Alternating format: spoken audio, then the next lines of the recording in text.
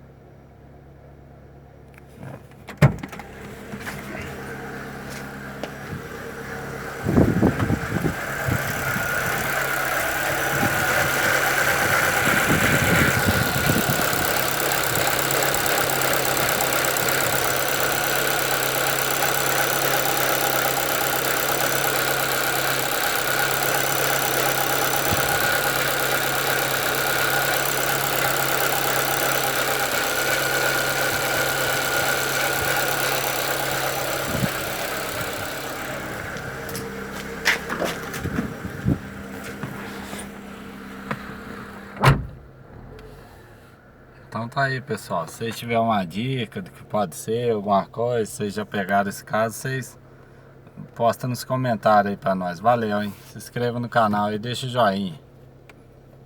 Valeu.